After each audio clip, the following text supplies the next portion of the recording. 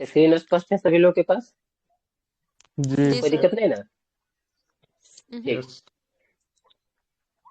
हाँ, तो हम लोग आज जो है पढ़ेंगे, इसका नाम में है राज्य के नीति के निर्देशक तत्व।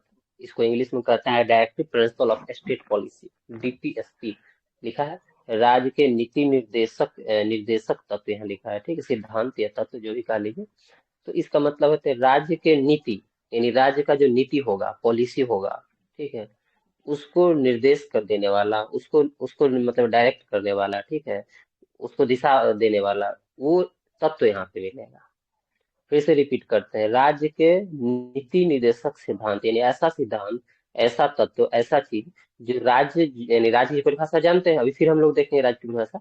तो राज्य को अपने नीति बनाने समय, कानून बनाने समय उसको एक डायरेक्शन दे, दिशा दे कि चलो इधर जाना है, ये रोड जा रहा है, ठीक है, जहाँ तुमको जाना है, ठीक है, मतलब रास्ता दिखाए जिसको, ऐसा समझ सकते हैं आप लोग, ठीक है।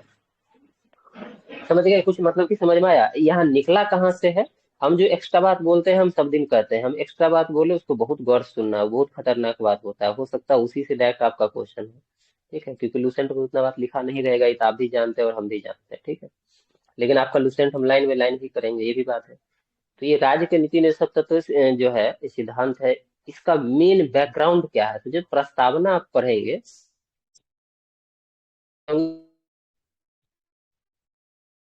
कुछ है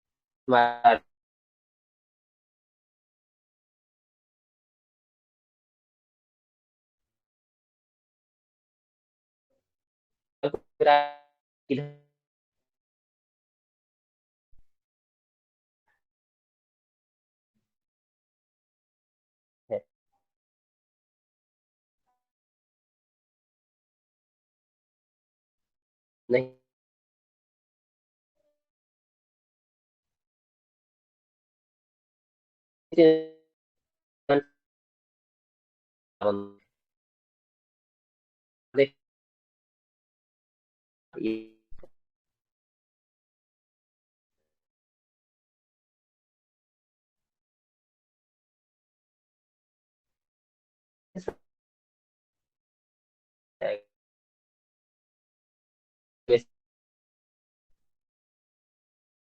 हो जाए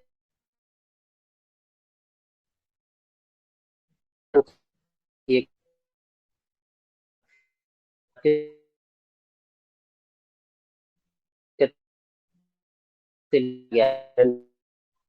ठीक है, कुछ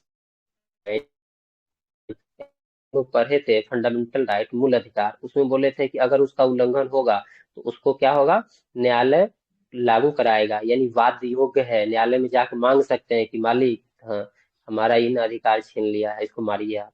तो उसको मार भी सकता है मतलब कि सुप्रीम कोर्ट, मतलब मारने का मतलब उसको आदेश देगा कि तुम ये करो, ठीक, गलत कर रहे हो, ये इसका मूल अधिकार है, उसको पनिश भी कर सकता है। लेकिन न्यायालय इसको नहीं लागू कर सकता, यानी ये वाद योग्य नहीं है। ये अगर आप नहीं कहिएगा कि आप देखिए हमारा फलाना क्षेत्र में हमारा ये अधिकार था, हमको चाहिए, नहीं दीजिएगा तो हम कोर्ट चले जाएंगे, कोर्ट जाने का कोई प्रावधान नहीं है आपके पास।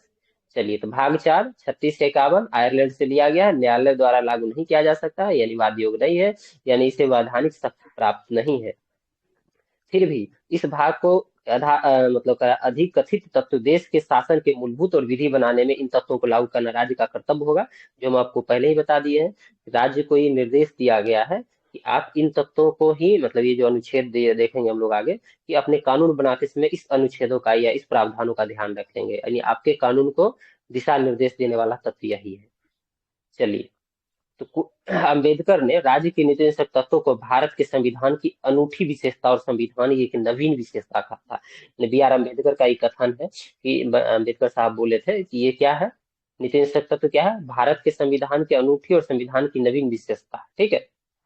और दो तीन कथन है, अम्बेडकर बोले थे कि नीति निदेशक तत्व जो है एक बहुत बड़ा मूल्य है, वो मूल्य है जो हमारे भारतीय राज्य व्यवस्था के लक्ष्य, आर्थिक लक्ष्य या आर्थिक लोकतंत्र निर्धारित करने में जो है बहुत बड़ा ये करे योगदान देगा। या इन्होंने एक बात और बोला था कि कोई भी सरकार, मतलब संविधान सभा में भाषण में, कोई भी सरकार भारत में अगर जो बनेगी, वो अगर राजनीतिक लोकतंत्र उसको अगर प्रकट करना होगा, राजनीतिक लोकतंत्र स्थापित करना होगा, तो उसको डीपीएसपी को लागू करना ही होगा। उस पर एक दबाव होगा। कैसे दबाव होगा? अभी सोचिए, मोदी जी की सरकारें हैं, ठीक है, नीतीश कुमार का सरकार है, वो जनता के लिए अच्छा अच्छा काम करके नहीं जाएगा तो अगला चुनाव में हार नहीं जाएगा वो, तो उसका जी सरकार सर। गिर जाएगा। ठीक? तो उसको अच्छा काम करना पड़ेगा। अच्छा काम कैसे करेगा? तो डीपीएसपी में दिया हुआ है अच्छा अच्छा काम, कि जनता के लिए ये करो, जनता के लिए वो करो, तो करना पड़ेगा उसको। एक है ग्रेनविल ऑस्टिन, नाम तो आप लोग सुने होंगे उसका। जी जी। सर। उन्होंने बोला था कि डीपीएसपी जो है, डीपीएसपी यानी जो directive principle of state policy, ये जो है, ये सामाजिक क्रांति के उद्देश्य की प्राप्ति का माध्यम है। यानी आप सामाजिक क्रांति करना चाहते हैं, तो सामाजिक क्रांति का जो उद्देश्य है उसको प्राप्त करने का एक क्या है, माध्यम है डीपीएसपी। इस सब मैं आपको बता दें, पूछेगा नहीं, लेकिन आपको नॉलेज थोड़ा मोड़ा होना चाहिए, ठीक है। बी एन राव कौन से संविधान सभा में, पता है ना? B N Rao, B N संवैधानिक राव। सलाहकार। वैधानिक सलाहकार थे। हाँ ठीक है। वो भी इनके बारे में कथन दिए थे, लेकिन रहने दीजिए, हटाइए। नीति भारतीय साहब भी तो संविधान के कल्याण, हाँ हाँ ठीक है। नीति मतलब निदेशक तब ज्यादा तो नहीं एक ऐसा। चर्चा करना है कि, अच्छा। हाँ बोलिए बोलिए बोलिए। नीति निदेशक तब तो एक ऐसा चेक है जो बैंक की सुविधा अनुसार अदा किया जाता है। केटी साहब बोले थे। क्यों कहा गया, क्यों क्यों कहा गया ऐसा? बात सोचिए। सुविधा, बैंक की सुविधा, बैंक कौन है? राज्य यहाँ बैंक है। राज्य यहाँ क्या है? बैंक है। उसके पास पैसा होगा, वो कानून बना के आपके लिए लाएगा, पॉलिसी नहीं होगा नहीं, मतलब उसको जो सुविधा है वही काम करेगा आपके लिए। पैसा मतलब बहुत सारा चीज हो गया। जो अधिकार आपको देना है, उसको लगेगा कि हाँ ठीक है, हमें इसे देना चाहिए, तो देगा, यानी उसके सुविधा अनुसार आपको मिलेगा। ठीक है। तो राज्य के हम्म। निश्चय तत्व, इसीलिए क्या है, कानूनी मतलब कानूनी ने लागू कराने के लिए, इसके लिए ये नहीं है, न्यायालय बाध्य नहीं है आपको। ठीक है। चलिए, संविधान में कल्याणकारी राज्य की संकल्पना का समावेश राज्य के निश्चित तत्वों में किया गया है। ठीक है। कल्याणकारी राज्य का उद्देश्य क्या होता है? सामाजिक और आर्थिक प्रजातंत्र की स्थापना करना, यानी सामाजिक और आर्थिक प्रजातंत्र की स्थापना। ठीक है, ध्यान रहे, सामाजिक और आर्थिक प्रजातंत्र। और ये जब सामाजिक और आर्थिक प्रजातंत्र आप स्थापित करने का प्रयास करेंगे, तो लोकतांत्रिक प्रजातंत्र की स्थापना ऑटोमेटिक हो जाएगा। लेकिन आपसे क्वेश्चन आएगा, हम अभी बाइफरकेट करते हैं, कि सामाजिक और आर्थिक प्रजातंत्र की स्थापना का प्रावधान कहाँ पर है? एफआर में है, डीपीएसपी में है, बताइए। डीपीएसपी। डीपीएस में, लेकिन कह दे कि लोकतांत्रिक, लोकतांत्रिक लोकतांत्रिक प्रजातंत्र की स्थापना का प्रावधान कहाँ है? तो ये फंडामेंटल राइट में है। तब फंडामेंटल राइट हो जाएगा। ठीक है। ये क्वेश्चन अगर आपसे आ जाए तो कितना हाई, मतलब क्वेश्चन कोई मतलब नहीं, देखिए आसान क्वेश्चन बना दीजिए इसको। यानी पहले लोकतांत्रिक कहाँ हो जाएगा? फंडामेंटल राइट में। फिर सामाजिक और आर्थिक प्रजातंत्र कहाँ हो जाएगा? डीपीएसपी में। ठीक है। चलिए, अरे लुसेंट बाबा कहाँ है? अरे यार, बड़ा उछल कूद करता है ये। मतलब जैसे कि तीन तरह का प्रजातंत्र है, सामाजिक, आर्थिक और राजनीतिक। तो डीपीएसपी में सामाजिक और आर्थिक की बात करता है, और फंडामेंटल राइट में राजनीतिक की बात करता है, यही ना? हाँ, वो इतना ही बात अधिकार। है और कुछ नहीं। चलिए, भारत सरकार अधिनियम 1935 में कह रहा है, अनुदेश प्रपत्र को भारतीय संविधान में राज्य के निश्चित तत्व के रूप में समाविष्ट किया गया है। मतलब ये जो हम लोग डीपीएसपी अभी देख रहे हैं, है कहाँ? तो 1935 के अधिनियम में भी है, उसको कहते हैं अनुदेश प्रपत्र। ठीक है, उसमें है। उसमें 1935 के अधिनियम के तहत ब्रिटिश सरकार द्वारा भारत के गवर्नर जनरल और प्रांत के गवर्नर को जारी किया था ये पत्र, कि देखो यही अनुदेश प्रपत्र है, इसी के हिसाब से कानून बनाने हैं। ठीक है, तो पता होगा कानून ये सब बनाता था। चलिए, अब एक के 38 पे आ गया आपका लूसेंट, लेकिन आप 38 पे नहीं जा सकते हैं डायरेक्ट, आप 36 से जाएंगे। ठीक है। कहाँ से जाएंगे? 36। 36 से जाएंगे। 36 में क्या है? तो वही है राज्य की परिभाषा। राज्य की परिभाषा हम लोग 12 में देखेंगे। देखे थे ना 12 में, अनुच्छेद 12 में राज्य क्या है? सभी प्रकार की सरकारें, चाहे केंद्र सरकार है, राज्य सरकार है, लोकल गवर्नमेंट है, सांसद, विधानसभा, जितना भी है, जितना भी इंस्टीट्यूशन है, ठीक है, तो ये सब करके बीसीसीआई को उसे बाहर रखा गया था। ठीक है, हम लोग देखे थे। चलिए, तो वही परिभाषा सेम की सेम है, मतलब जो आपके मौलिक अधिकार को छीन सकता है, ठीक है, जिसके पास कोई सरकारी जो है पावर है, वो सभी राज्य की परिभाषा के अंतर्गत आएगा। ठीक है। दिल्ली मेट्रो का एक ये दो संस्था है, वो भी राज्य की परिभाषा के अंतर्गत आता है, राज्य के अंतर्गत आता है। तो ब्रॉड परिभाषा। ठीक है। 37 नंबर यहाँ पर नहीं दिया है। 37 नंबर में क्या होगा? 37 नंबर क्या है डीपीएसपी में, पता है ना? जी सर। जो हम प्रकृति लोग है ऊपर इस। चर्चा करके आए। हम्म। हाँ। ऊपर ही चर्चा किए, बोलिए क्या बोले? जैसे राज्य कोई भी अगर कानून बनाता है तो उसमें डीपीएसपी का समावेशन करे, ये इसका नैतिक कर्तव्य होगा, उसके बाद डीपीएसपी न्यायालय में लागू नहीं होगा, सुन लीजिए, ठीक है। डीपीएसपी न्यायालय में लागू नहीं होगा, लेकिन ठीक, उसमें लगा है लेकिन राज्य अपने कानून बनाते समय, ठीक है, इस कानून बनाते समय इन सिद्धांतों को ठीक क्या करेगा, लागू करना उसका राज्य का कर्तव्य होगा। यही बात, यही दोनों बात ऊपर हम लोग चर्चा करके आए हैं कि जो जी है डीपीएसपी जो है न्यायालय द्वारा परिवर्तनीय नहीं होगा, बार बार ये बात बोल रहे थे, ठीक है। और जब भी राज्य कानून बनाने जाएगा तो नामे है राज्य के नीति निर्देशक सिद्धांत, यानी राज्य के नीति बनाने में ये सिद्धांत जो है निर्देश देगा, ऐसे चलो इधर रास्ता है, ठीक। ये 36 और 37 हमारा कंप्लीट हो गया। चलिए अब 38 की तरफ। 38 में दिया है कि राज्य लोक कल्याण की अभिवृद्धि के लिए सामाजिक व्यवस्था बनाएगा जिससे नागरिक को सामाजिक, आर्थिक और राजनीतिक न्याय मिले। यानी सामाजिक, आर्थिक और राजनीतिक न्याय के लिए क्या करेगा, राज्य लोक कल्याण की अभिवृद्धि के लिए सामाजिक व्यवस्था क्रिएट करेगा, ठीक है। ये तो पढ़े ही होंगे आप लोग, ठीक है। इसमें दो सब क्लॉज ऐसे है, ठीक है, यहाँ पर तो नहीं दिया है। राज्य लोक मतलब एक तो पहला में है राज्य लोक कल्याण की अभिवृद्धि के लिए सामाजिक व्यवस्था बनाएगा, ठीक है, पढ़े है ना ये चीज आप लोग। जी जी सर। और दूसरा है कि आय आय आय, प्रतिष्ठा और सुविधा और अवसर की असमानता को समाप्त करने का प्रयास करेगा, ठीक है। ऐसा बहुत सारा प्रयास सरकार करते रहती है अलग अलग कानून में, ठीक है। और ये तो लिख ही दिया है, देखिए। राज्य को यह निर्देश दिया जाता है कि वह ऐसी सामाजिक व्यवस्था की स्थापना, संरक्षण और प्रयास करे जिससे सामाजिक, आर्थिक, राजनीतिक न्याय, राष्ट्रीय जीवन की सभी संस्थाओं का अनुप्रमाणित करे। राज्य विशेष रूप से आय की असमानता को कम करने का प्रयास करेगा, न केवल व्यक्ति के बीच बल्कि विभिन्न क्षेत्र में रहने वाले विभिन्न व्यवसाय में लगे हुए लोगों के समूह के बीच भी प्रतिष्ठा, सुविधा, अवसर की असमानता समाप्त करने का प्रयास करेगा। ये गांधी की अवधारणा से, मतलब गांधी के विचारधारा से पूरी तरह प्रभावित है। गांधी चाहते थे कि एक मोची, ठीक है, जो जूता सी रहा है, और उसी कोर्ट में एक वकील जो अभी लड़ने जा रहा है, लॉयर, ठीक है, जज के सामने इंग्लिश झाड़ेगा सिर्फ, और वो बेचारा क्या करेगा, जूता सीगा, उसका जूता पॉलिश करेगा। दोनों का वेतन दिन में जब काम करके लौटे तो समान हो, ठीक है, दोनों का। तो यही 38(2) यही सिमिल कह रहा है कि राज्य विशेष रूप से आय की असमानता, यानी अगर दिल्ली वाला कमा रहा है मानिए अभी 2 लाख 3 लाख का महीना, मतलब जो उसका प्रति व्यक्ति आय है, और बिहार वाला का 66,000 है, तो इसको कम करने का प्रयास करेगा, ठीक है। साथ ही महिला और पुरुष के बीच भी, यानी क्षेत्र हो, व्यक्ति हो या व्यवसाय हो, हर प्रकार का व्यवसाय, तो बोले ना एक मोची है एक वकील है, यानी व्यवसाय अलग अलग है लेकिन दोनों का आय इक्वल होना चाहिए। एक दिल्ली का है और एक बिहार का है, दोनों का आय बिल्कुल इक्वल होना चाहिए, ठीक है। एक महिला है और एक पुरुष है, उसका भी आय बिल्कुल बराबर होना चाहिए, जैसे कि अभी बीसीसीआई किया है, ठीक है।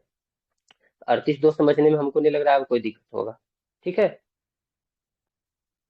जी चलिए अब है 39, कह रहा है, इसे आर्थिक न्याय प्राप्त करने के सिद्धांत का उल्लेख किया गया है। 39, ओ भैया म्यूट मत करके खोखी खाटी करिए, ठीक है, म्यूट कर लीजिए सब, जब पूछे तभी बोलिएगा।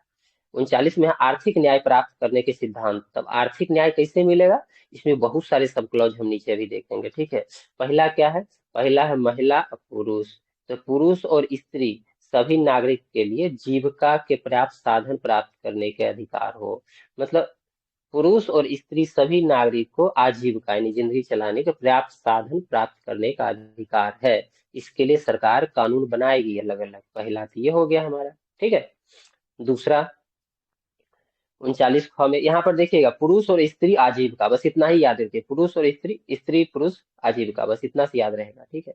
ख में क्या है कि जो समुदाय का संपदा होगा, मतलब कि संपत्ति होगा, समुदाय का जो भौतिक संसाधन होगा बहुत सारा है, उसका स्वामित्व और कंट्रोल, नियंत्रण, यानी उसका मालिक और उसका संरक्षक जो होगा, इस प्रकार उसको बांटा जाए कि उसकी सामूहिक हितों का सर्वोत्तम साधन बन सके। यानी सीधा सीधी समुदाय के अंदर जो भी भौतिक संसाधन है, जो भी संसाधन है, उसका उचित वितरण हो और उचित स्वामित्व हो, सबके बीच इक्वल तरीका से बटे, बस यही सामूहिक हितों को वो बढ़ावा देगा। यानी जितना जितनी संपत्ति या संसाधन जो भी है सब में इक्वल बटेगा, इसे मानिए सब में बटेगा, पूरा बराबर कटेगा, सब में बटेगा। ये क्या था, स्त्री और पुरुषों में आजीविका एक, और ख में क्या है, भौतिक संसाधनों का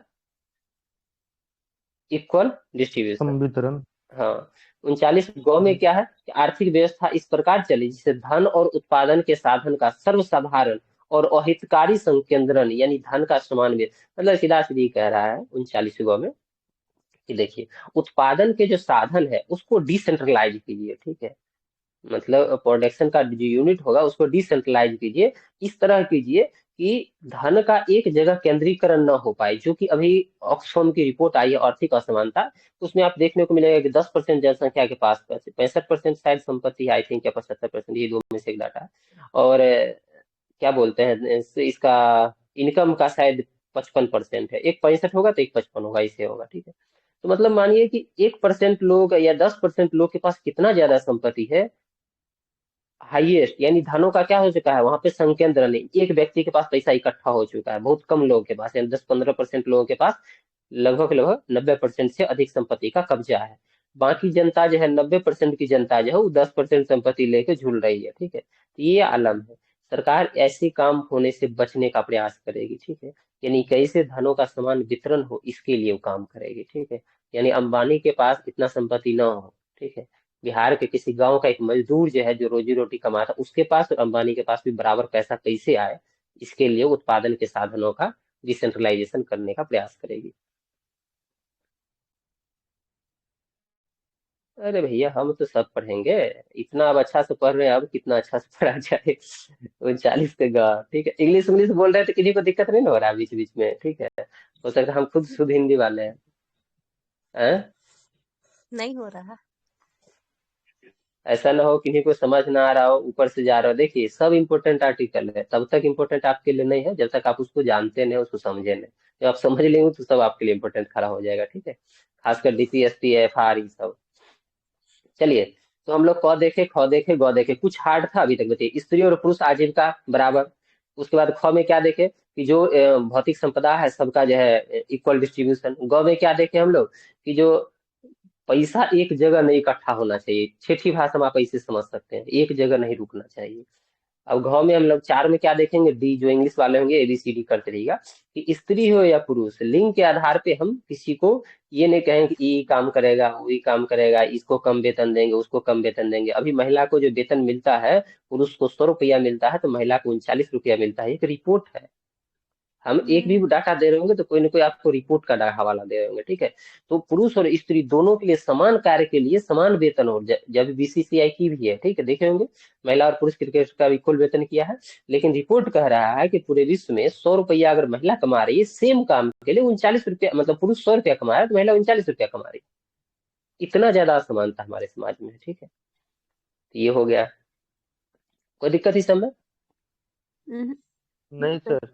चलिए, अब चलते हैं 5 नंबर पे। कह रहा, कर्मकारों के स्वास्थ्य और शक्ति के तथा बालकों को सुकुमार अवस्था का दुरुपयोग न हो, ठीक है। आर्थिक आवश्यकता से विवश होकर नागरिक को ऐसे रोजगार में न जाना पड़े जो उनकी आयु और शक्ति के अनुकूल न हो। अब देखिए, हम ऐसा एग्जाम्पल देंगे आपके दिमाग में सूट हो जाएगा। आप देखे होंगे कोई बहुत सारा पुराना मूवी, जिसमें एक वृद्ध पिता अपनी बेटी के शादी के लिए, अपने घर चलाने के लिए वो ठेला खींच रहा है। ठेला खींचते खींचते ही उसका डेथ हो गया, मर गया, क्योंकि ठेला पे वजन ज्यादा था, सामान ज्यादा लोडेड था। देखे होंगे ना ऐसा दृश्य, पुराना फिल्म में खूब ऐसा चलता था। जी सर। हाँ, जन आंदोलन के जो लोग सब होंगे उनको नहीं पता होगा। जो पुराने होंगे उनको पता होगा। तो जो मानिए काम करने के लिए काम का जो नेचर ऑफ वर्क है, आपके शरीर के अनुरूप नहीं है। अगर मानिए कोई व्यक्ति का वजन 10 किलो उठाने का है, उसको हम 100 किलो वजन उठाने दें, वो मर नहीं जाएगा दब के? तो चाहे स्त्री हो, पुरुष हो, बच्चा हो, वृद्ध हो, अस्वस्थ व्यक्ति हो, उसको ऐसा ही काम दिया जाए जैसा वो कर सकता है। यानी उसका आयु और उसका पावर उसके अंदर जो है, वो दोनों उस काम के अनुकूल है। ऐसा ना हो कि उसकी पैसा की जरूरत के लिए अपनी जान जोखिम में डाल दे और वो काम में लग जाए। राज्य इसकी निगरानी करेगा, राज्य उसके लिए कानून बनाएगा, राज्य इस बात का ध्यान रखेगा, ठीक है, कि कोई पैसा के चक्कर में अपना जान जोखिम में ना डाले, ठीक है। इसको भी समझने में हमको नहीं लग रहा आपको कोई दिक्कत होगा। आप लोग खाली ही रटते होंगे पहले कामकारों के स्वास्थ्य शक्ति, ठीक जो उसका पूछे होगा अपनी दैनिक लाइफ में, ठीक है। कोई बहुत हार्ड है, अब आपसे कैसे घुमा के पूछेगा, मार दीजिएगा, ठीक है। चलिए, अब 6 में चलते हैं। मतलब इंग्लिश में क्या हो जाएगा, ये अभी तक ABCDEF हो गया ना? हाँ। हाँ हाँ, देखते हम्म। रहिएगा आप लोग, ठीक है। इसमें कह रहा है, बालकों को स्वतंत्र और गरिमामय वातावरण में गरिमा में, ठीक है, वातावरण में स्वास्थ्य विकास के अवसर और सुविधाएं दी जाए, और बालकों और अल्पवयस्क व्यक्तियों के शोषण में से तथा नैतिक और आर्थिक परित्याग से रक्षा की जाए। मतलब ये कुल मिला के जितने घुमा फिरा के बोला ना, बात क्या बोला कि कोई बच्चा है, उसको डेवलपमेंट के लिए उसको मतलब कि वृद्धि विकास के लिए स्वतंत्र एक अच्छा वातावरण, खुला वातावरण हो, स्वस्थ वातावरण हो, समान अवसर मिले, ठीक है। कोई बच्चा या कोई मतलब कि जो वयस्क है, अल्पवयस्क है, वयस्क नहीं हुआ, 18 से कम है, उसका शोषण नहीं हो, ठीक है, ये ध्यान रखा जाए, ठीक है। इसको कह रहा है कि 42वें संविधान संशोधन द्वारा जोड़ा गया है।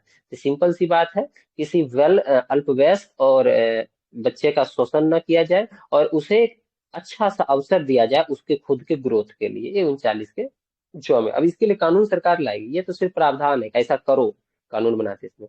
तो 39 में किन्हीं को कोई दिक्कत है तो बताइए, फिर से रिकॉल कर देते हैं एक बार। क में क्या था? स्त्री और पुरुष के लिए आजीविका के प्राप्त साधन प्राप्त करने का अधिकार। ख में क्या था? जो भी संपदा है उसका स्वामित्व और नियंत्रण इस प्रकार हो कि उसको इक्वल डिस्ट्रीब्यूशन हो, या कह सकते हैं उसका जो स्वामित्व हो बराबर सब में हो। ग में क्या था? कि पैसा एक जगह सेंट्रलाइज न हो, धन का एक जगह संकेंद्रीकरण न हो, बल्कि उसका समान वितरण हो, यानी सब में बटेगा, ठीक है।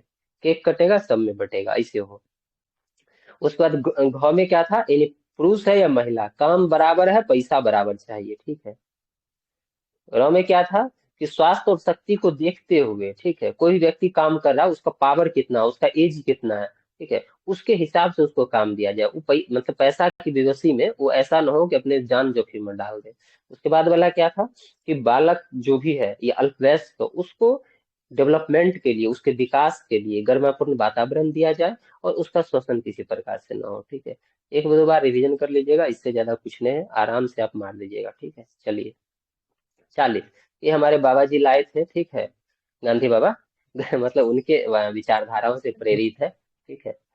तो ये ध्यान रखिएगा। एक चीज छूट गया, इसमें शायद नहीं दिया है क्या कहीं, हम इस दिमाग में बार बार मेरा घूम रहा था कि हमसे छूट रहा। 39 के क में ही नालसा का प्रावधान है। नालसा का नाम सुने आप लोग?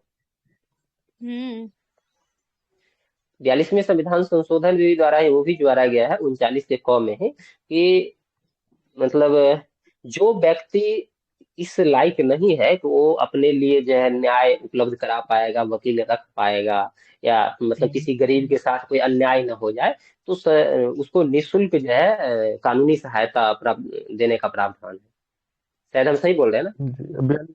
हाँ बिल्कुल सर, 42वां संविधान संशोधन में जोड़ दिया गया था इसको।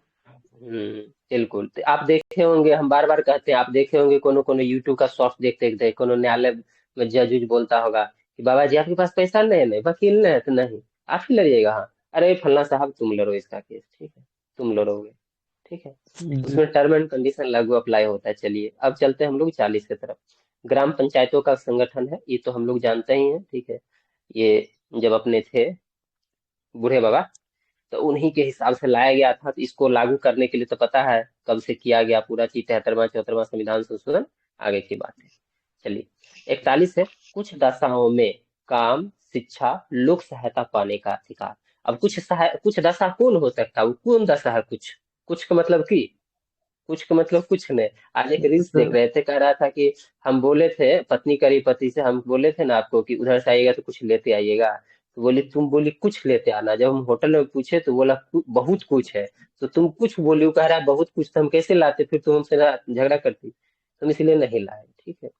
बोलो बहुत कुछ लाना है तब आज लेके आएंगे, ठीक है। तो कुछ दशाओं में सुधर, तो कुछ दशा कौन कौन सा हो सकता है? आप बूढ़ा हो गए, बुढ़ापा, आप बेरोजगार हैं, ठीक है, अभी बेरोजगारी भत्ता आपको सरकार दे रही है ना।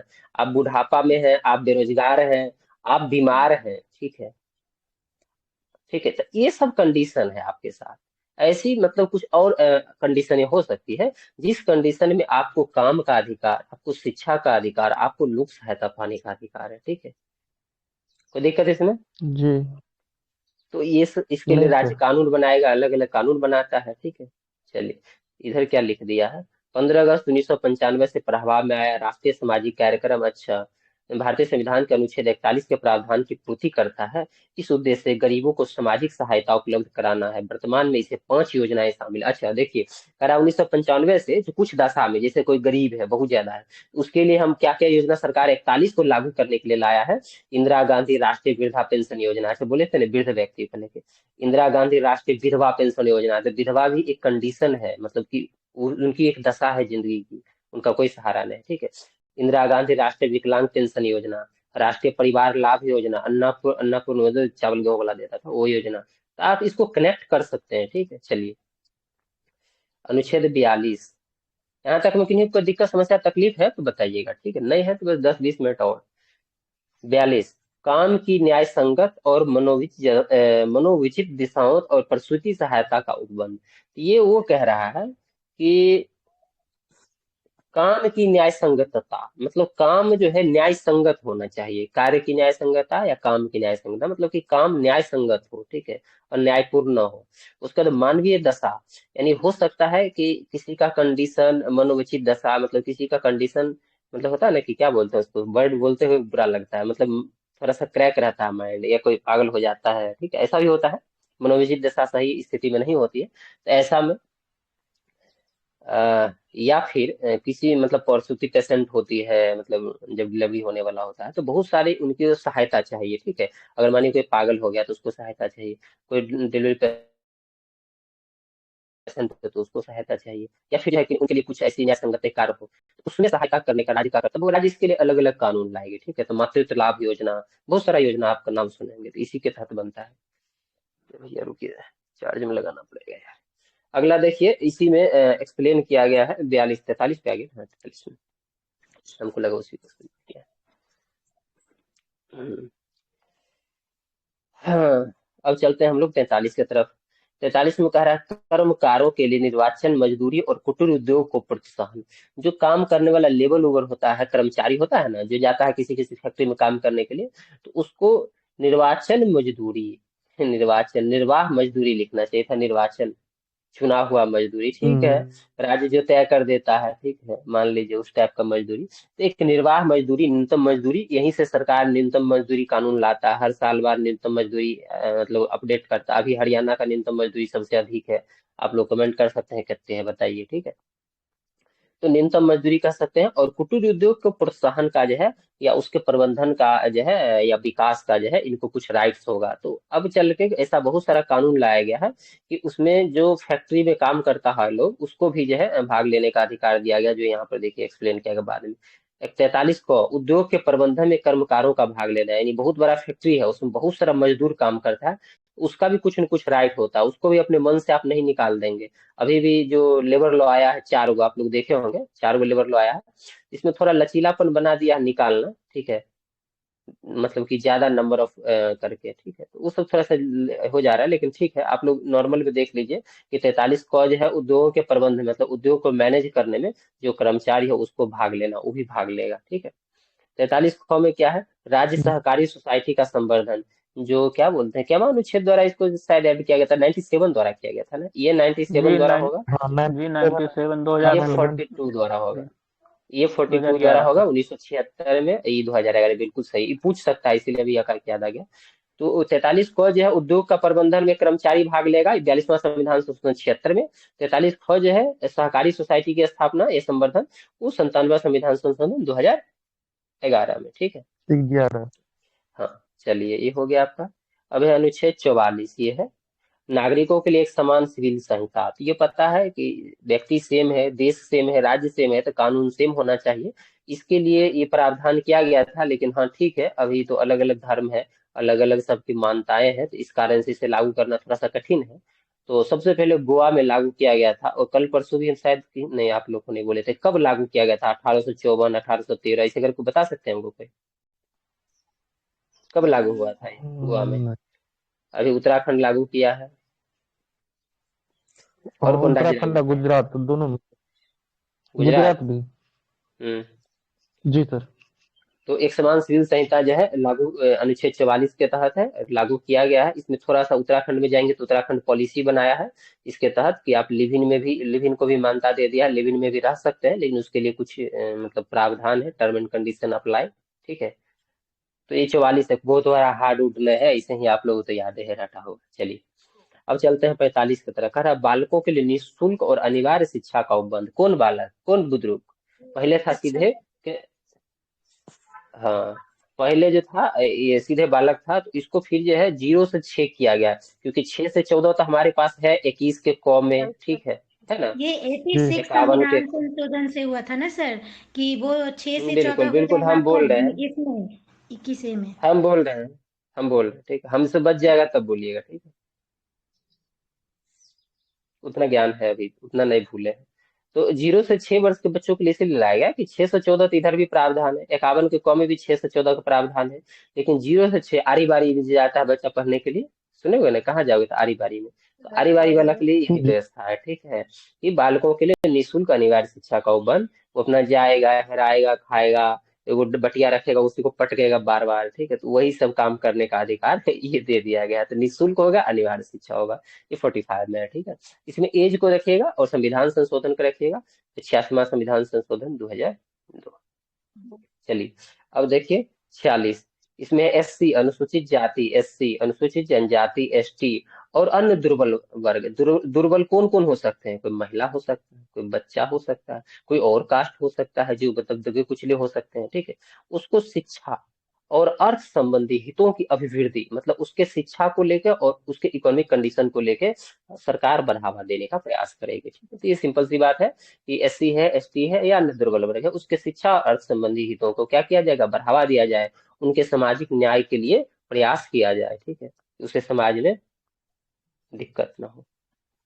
चलिए, और ये शराबी, चलिए, यह है 47, कह रहा पोषाहार स्तर, ठीक है, यानी आपके पोषण, आप जो खाते पीते हैं उसका स्तर, जीवन स्तर है, यानी आपका जो लाइफ स्टाइल है, इसको ऊंचा करने और लोक स्वास्थ्य को सुधार करना राज्य का कर्तव्य होगा। यही बढ़िया से पढ़ लिया नीतीश कुमार। नीतीश कुमार का अच्छा, ये मेरा ही काम है क्या, बोला हाँ तुम्हारा ही काम है। कहा लाओ, फिर मौका मिल गया उसको, कहा शराब बंदी नहीं पीने देंगे, क्यों, क्योंकि हमको क्या करना है, आपका जीवन स्तर ऊंचा करना है, लोक स्वास्थ्य को क्या करना है, सुधारना, और ये मेरा कर्तव्य है। तो हम क्या करेंगे, दारू बंदी। समझ में आया कानून कहाँ से बना, किस आर्टिकल को लेकर वो कानून बनाया था, यही उसका कर्तव्य था, ठीक है। चलिए, तो ये कोई बहुत बड़ी बात है नहीं ना, है इसमें नहीं लिखा है, लेकिन मतलब जो बड़ा किताब उताब पढ़ेंगे ना उसमें बड़ा डिटेल से लिखेगा, ठीक है, कि मादक पेय पदार्थ या हानिकारक नशीले दवा का जो है सेवन पे प्रतिषेध करना, जितना ड्रग्स फ्रग्स देखते होंगे कि आप बैन है, और उसकी हीरोइन है, क्या क्या बोलते हैं, ब्राउन शुगर है, बीएस, ठीक है, तो ये जितने भी होता है ये सब बैन होता है, इसी आर्टिकल के तहत कानून बनता है। अलग राज्य अलग कानून बनाएगा, केंद्र अलग बनाएगा, और फिर आप उसका यूज करेंगे, पकड़ाएंगे तो फिर मतलब समझ गए होंगे, ठोके जाएंगे।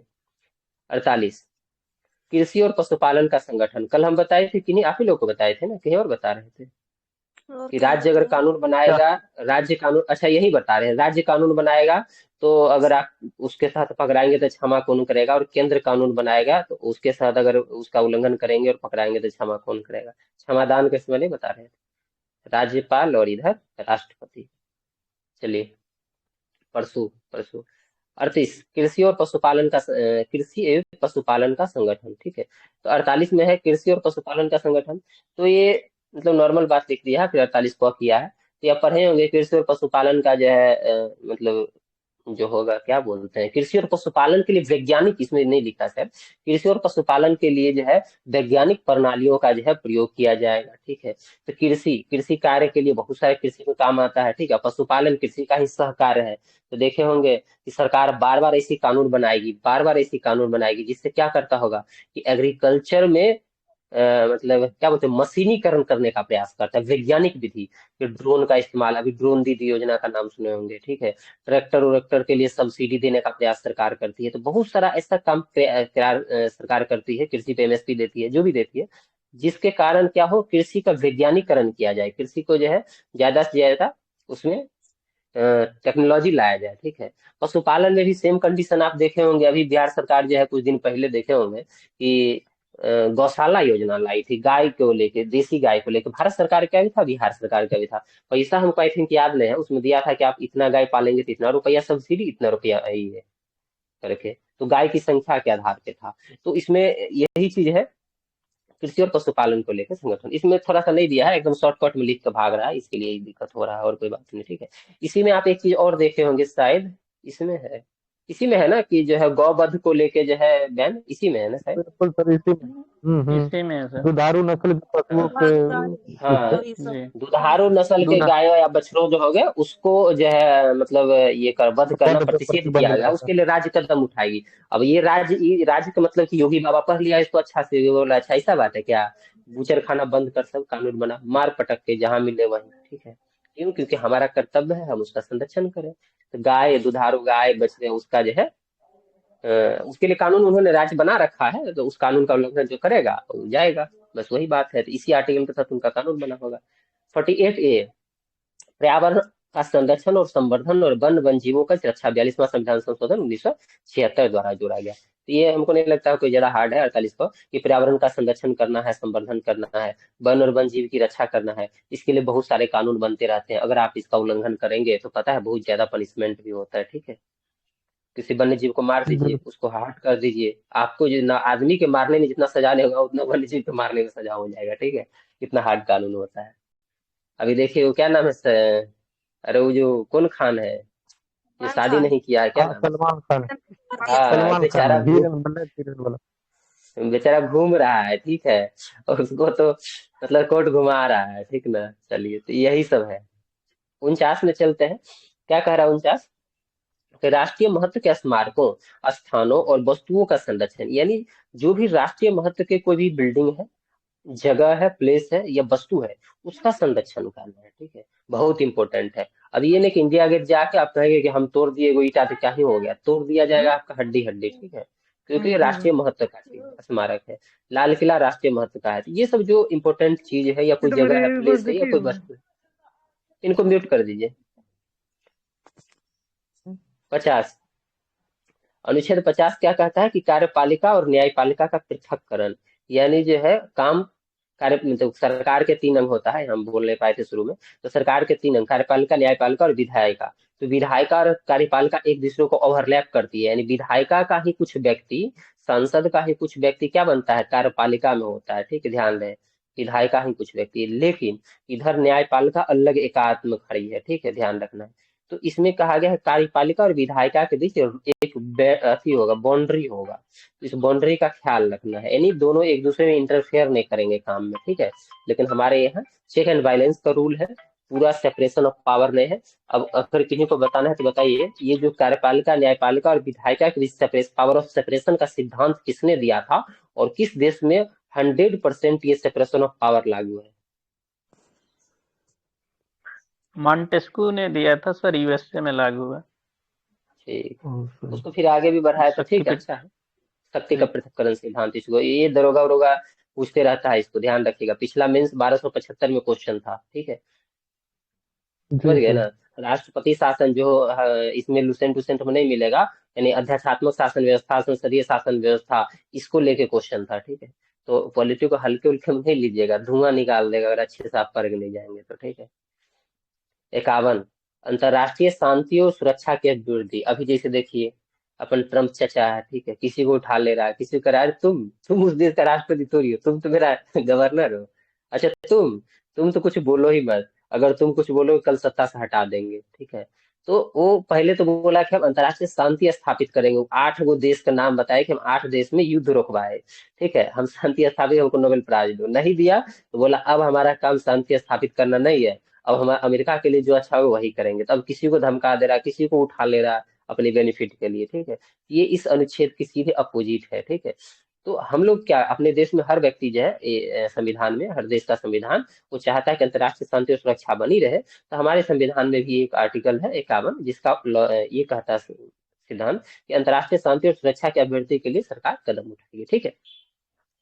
चलिए, जितना हम लोग अभी तक देखे हैं, ठीक है, इसके अलावा अब इसी अनुच्छेद के तहत अभी देखे होंगे कि भारत का कुछ दिन पहले न्यूज़पेपर में आया था कि 2-3 देश के बीच जब मध्यस्थता हुआ है ना, उसमें भारत लीड भूमिका में रहा है। हमको नाम देश का नहीं याद आ रहा, एक तो कोरिया वाला शायद है, एक वियतनाम है, हाँ, एक वियतनाम वाला है और एक और कोई देश है। अब बताइए हमारा क्या काम है कि हम वियतनाम और किसी और देश के बीच जाके मध्यस्थता करवाएं, क्योंकि अंतर्राष्ट्रीय शांति और सुरक्षा की अभिवृद्धि के लिए हमारा कर्तव्य संविधान में भी बताया गया, हमारी सरकार जाके वो काम वहां करती है, ठीक है, मध्यस्थता का काम करती है, ठीक। UN का भी रूल है, हमारा भी संविधान कहता है। अभी एकाएक याद आ गया आर्टिकल को, वैसे ही बोल दिए। बस यही ध्यान रखना है कि सरकार का ही काम होगा कि अंतर्राष्ट्रीय शांति और सुरक्षा की अभिवृद्धि में अपना प्रयास करेगी। और इस जितने आर्टिकल हम लोग देखे, इसके अतिरिक्त कुछ ऐसे अनुच्छेद भी हैं जो राज्य के निजी सिद्धांत के रूप में काम करते हैं। कौन है? 350 को प्राथमिक स्तर पे जो है मातृभाषा में शिक्षा देना, ये भी राज्य का कर्तव्य है। राज्य का जखने कर्तव्य होगा, तो राज्य का कर्तव्य मतलब कि राज्य को नीति बनाने में उसको निर्देश देगा, जखने निर्देश देगा तो राज्य के नीति निर्देशक तत्व हो जाएगा। इसीलिए 350 का क क्या है? नीति निर्देशक तत्व के या सिद्धांत के रूप में काम करता है, क्योंकि ये उसको बताता है राज्य को कि प्राथमिक स्तर पे मातृभाषा में तुम बच्चा को शिक्षा दो।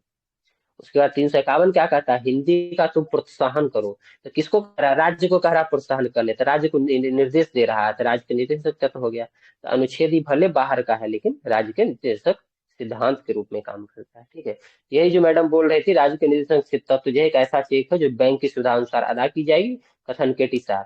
अब देखिए, सिद्धांत तो खूब पढ़ लिए दबा के, लेकिन इससे कानून लागू होता है? नहीं होता है। मतलब क्यों नहीं होता है? बहुत सारा बच जाता है, राज्य पूरा नहीं कर पाता है, क्योंकि उसके पास सुविधा नहीं है उसके लिए। तो उसको जब सुविधा होगा तो आपको देगा, सुविधा नहीं होगा तो नहीं देगा। इसीलिए इसको न्यायालय में परिवर्तनीय नहीं बनाया गया है। ठीक है, चलिए, कोई दिक्कत यहाँ तक नहीं ना हुआ है अभी तक? नहीं सर। मौलिक अधिकार और नीति निषेध के सिद्धांत में अंतर। अब देखिए, जैसे DPSP इधर है, FR इधर है, फंडामेंटल राइट इधर है। ये आयरलैंड से लिया गया है, USA से लिया गया है।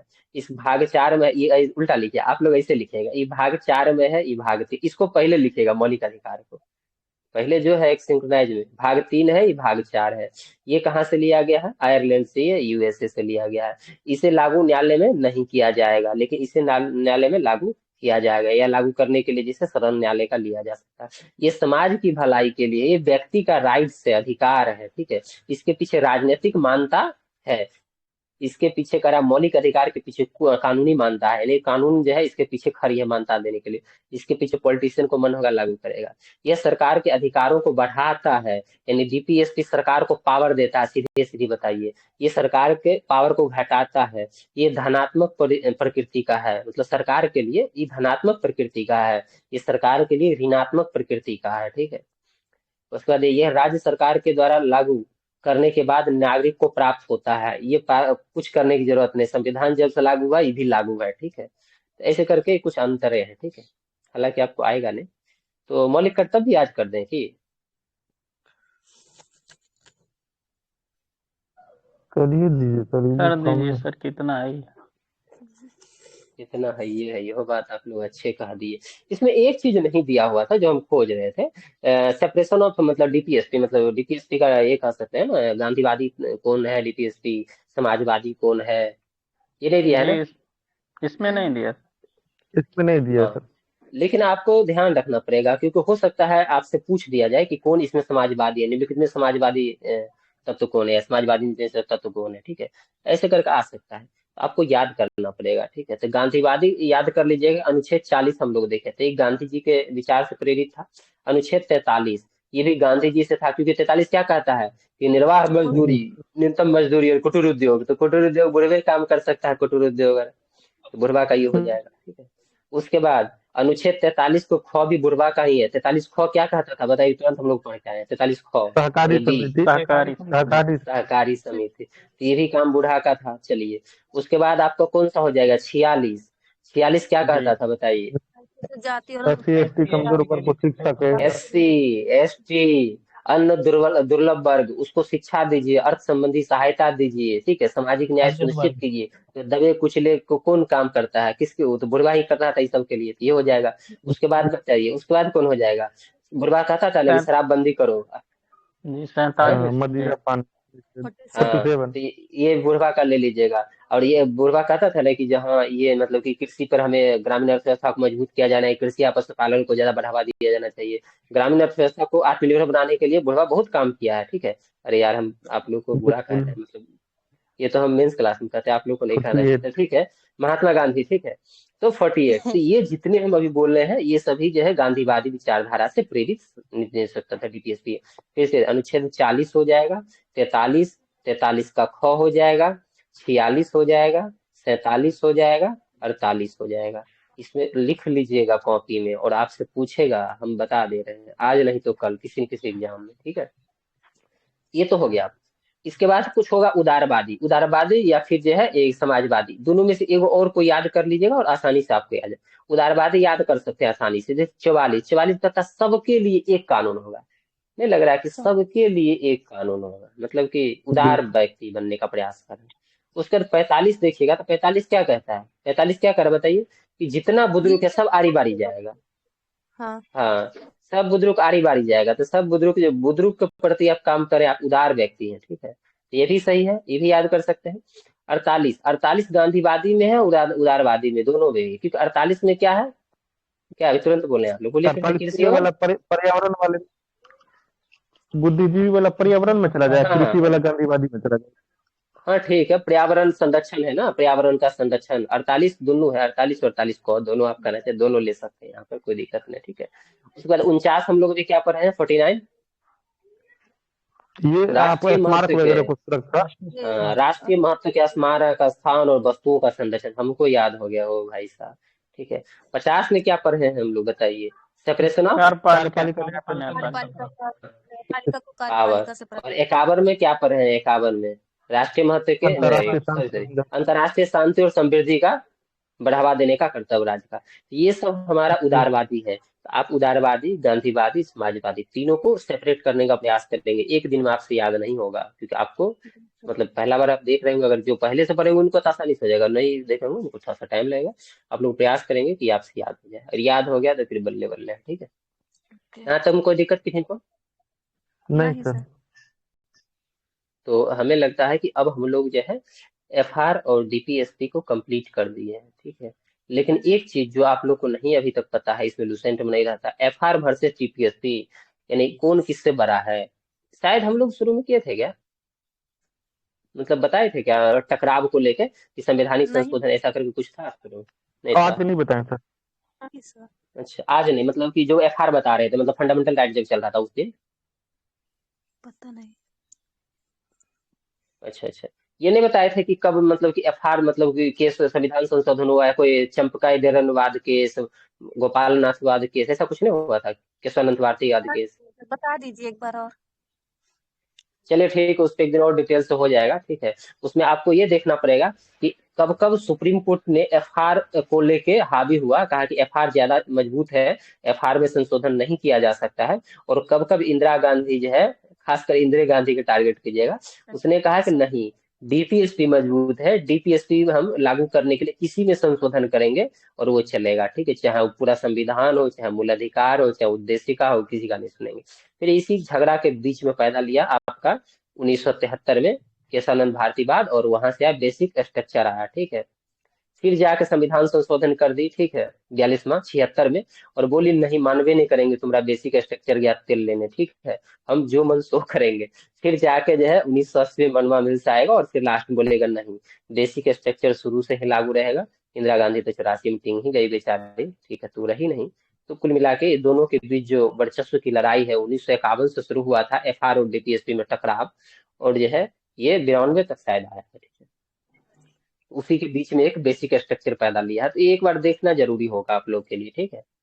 अभी भी जी। आप सुने होंगे कि फंडामेंटल राइट जो है कभी नहीं छीना जाएगा, लेकिन नहीं, डीपीएसपी के एक दो अनुच्छेद है, और वो भी 39 में है, आप लोग बता सकते हैं तो बताइए, उसको लागू करने के लिए आपका एफआर जो है, खासकर 14 ये अगर 39 चला का जाएगा तो चला सर जाएगा। 39 ख खा और होगा। ग। हम्म। हाँ, 39 के ख और ग, ठीक है, यही ना। जी सर। जी 39 ख और ग को अगर लागू करने की अगर नौबत आएगी, तो और आपका 14, 19 और कोई एक अनुच्छेद होगा क्या है, किन्हीं को याद है क्या? 14। 14, 19, हाँ यही 14 शायद 19 वो, ही एक और होता कुछ हो है सकता है। जी।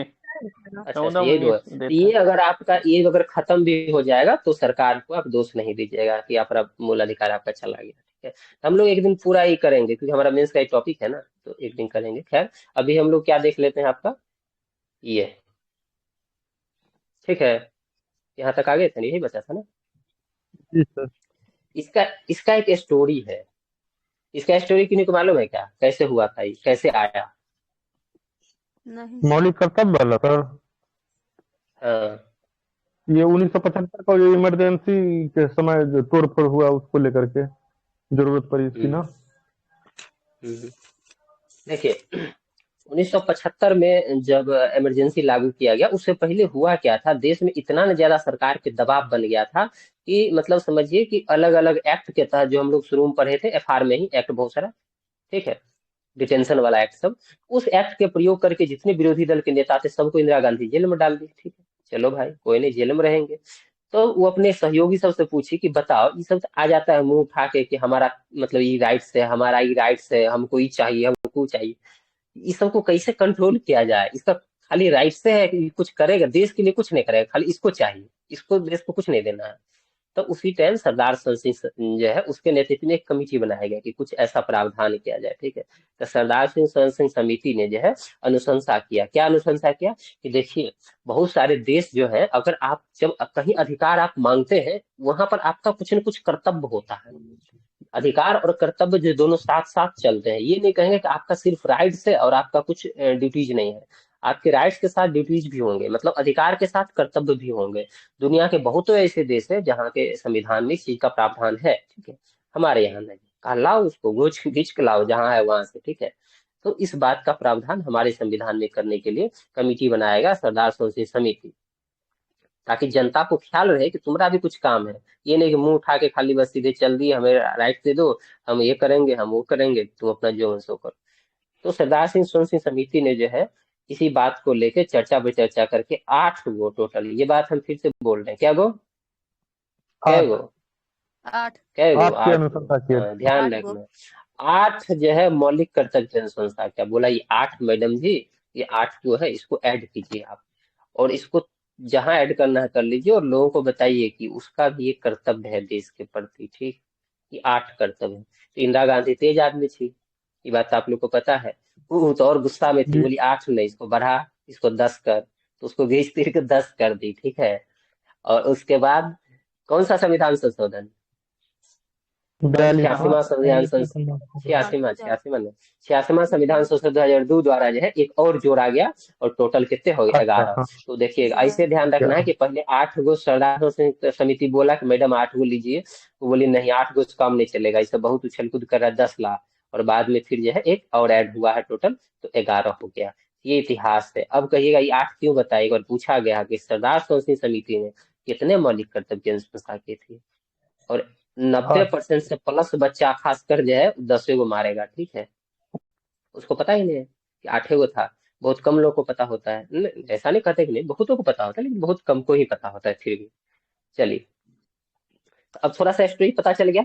इसको इंदिरा गांधी कौन थे, इंदिरा गांधी जो मिनी कॉन्स्टिट्यूशन का बात की थी 1976 में, उसी के तहत 10 गो जोड़ी, 86वां के तहत 11वां जुड़ा।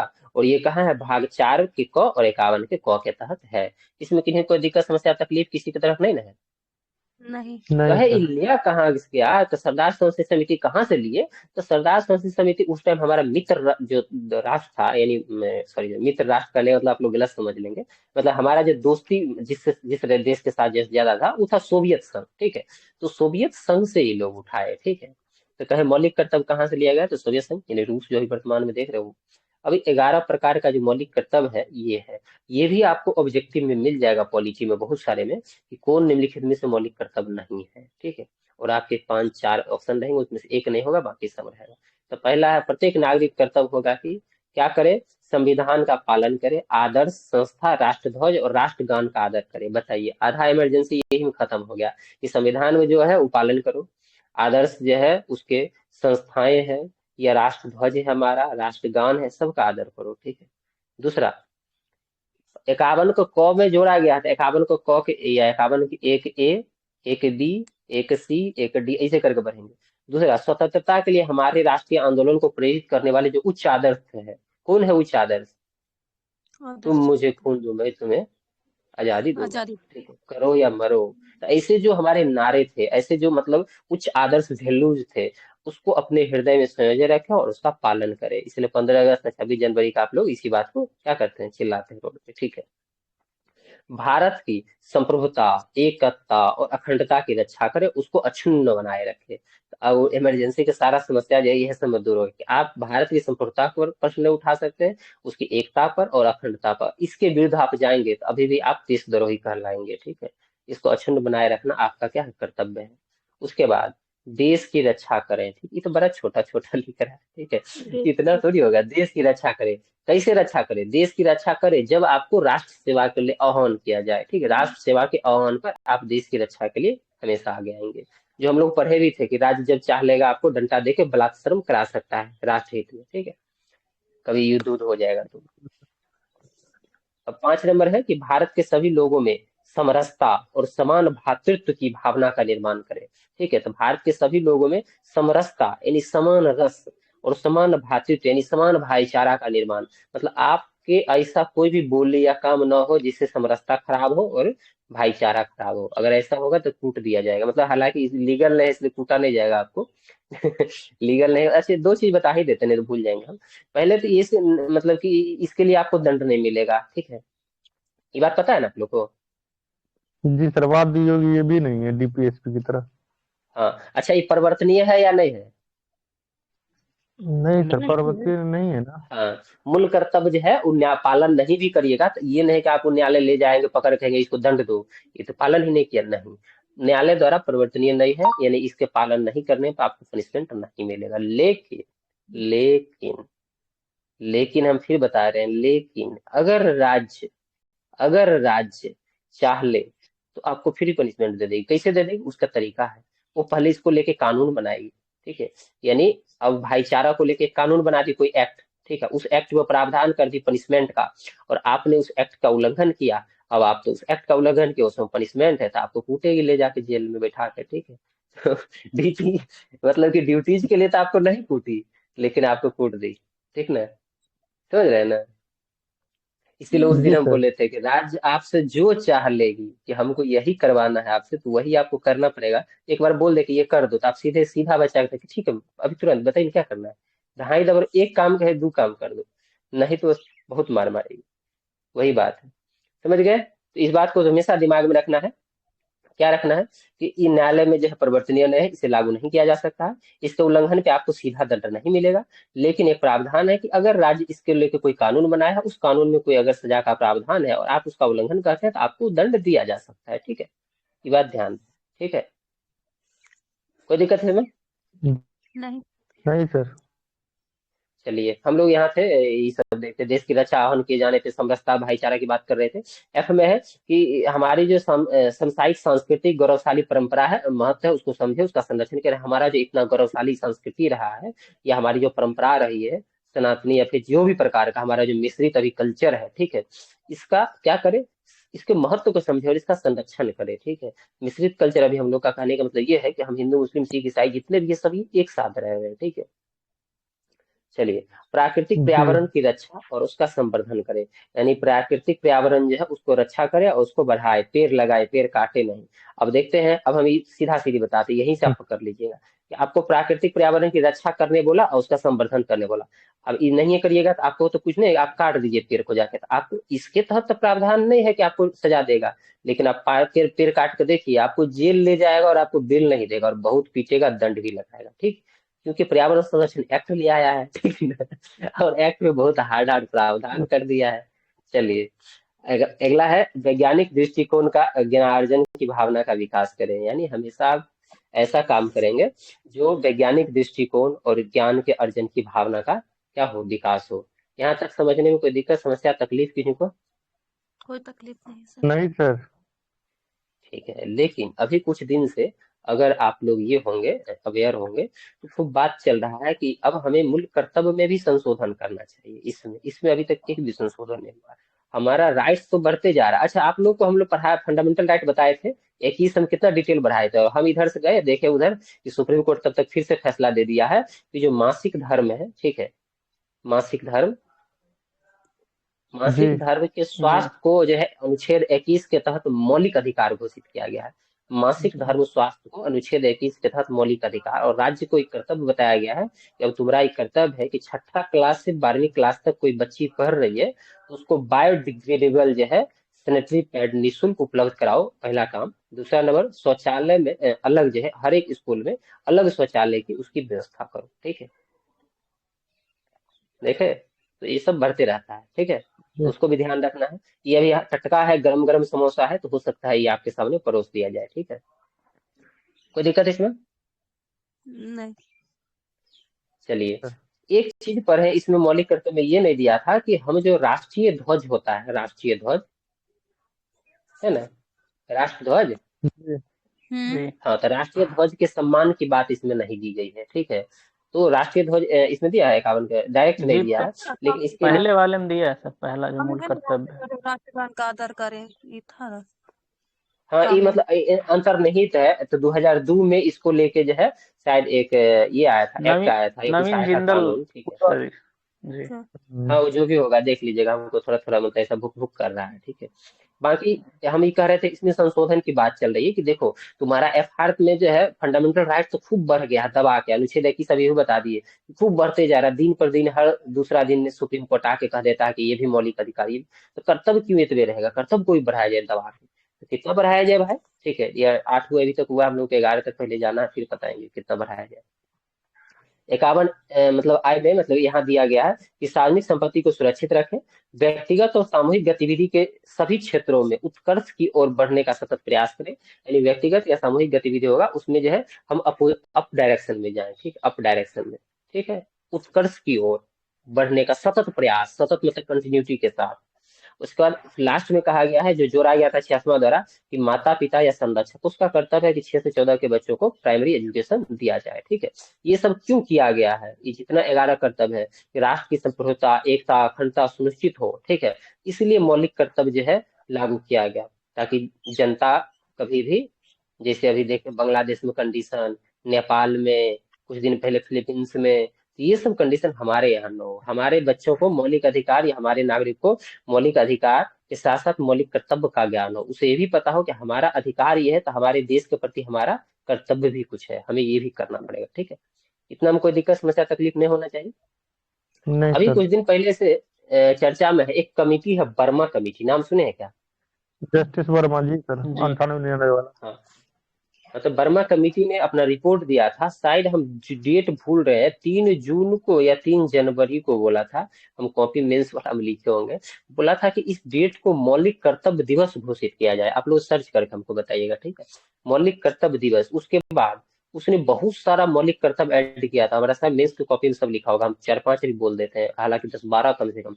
एक तो निर्वाचन का अधिकार, यानी वोट करने जाते हैं नहीं जाते हैं कूट दिया जाएगा, क्योंकि लोकतंत्र है, लोकतंत्र को आप सुरक्षित रखने के लिए, जीवित रखने के लिए आपको वोट का अधिकार भी आपका कर्तव्य है, वोट कीजिए। उसके बाद विसिल ब्लोअर को सुरक्षा, अभी विसिल ब्लोअर एक खूब चर्चा में रहा है, पता होगा ना, 16 न्यायाधीश ने उसके खिलाफ मतलब कि मामला सुनने से इनकार कर दिया, बोला हम इसका केस नहीं सुनेंगे, ठीक है। तो एक ये हो गया वोट देने का, एक विसिल ब्लोअर का, 3 जनवरी को बता दिए शायद मौलिक कर्तव्य दिवस, ठीक है, मूल कर्तव्य दिवस। और क्या है, हाँ, कोई अगर एक्सीडेंट हो जाता है तो उसको त्वरित जो है मतलब कि क्या बोलते हैं, अगर आपके सामने हो गया और ओकरा गोल्डन आवर चल रहा है, मतलब 1 घंटा हुआ, तो उसको पहुंचाइए हॉस्पिटल, उसका जो है, हाँ कुछ बोलिए, कुछ बोलना चाह रहे हैं? सर 3 जनवरी दे रहा है, 3 जनवरी सही है। 25,000 रुपये 3 जनवरी दे रहा है, जी मतलब हम सही थे ना। चलिए, हाँ हाँ, आप सही बता रहे हैं जी। 3 जनवरी, ये सब ज्ञान आपको जल्दी नहीं मिलेगा, ठीक है, बहुत कम रेयर हमें मिलेगा।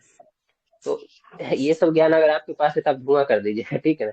तो ये सब देख लीजिएगा, इस तरह का कुछ मतलब कि अभी मौलिक कर्तव्य की चर्चाएं चल रही है कि जिसको बढ़ाया जाए, ठीक है, क्योंकि बहुत कम है और हम बहुत आगे आ गए हैं, ठीक है, 1976 से हमारी आवश्यकताएं, जरूरतें, सब चीज बदल गई है, ठीक है, राष्ट्र की आवश्यकताएं बदल गई है। अभी मानिए जनजीय आंदोलन हो रहा है हर देश में, है?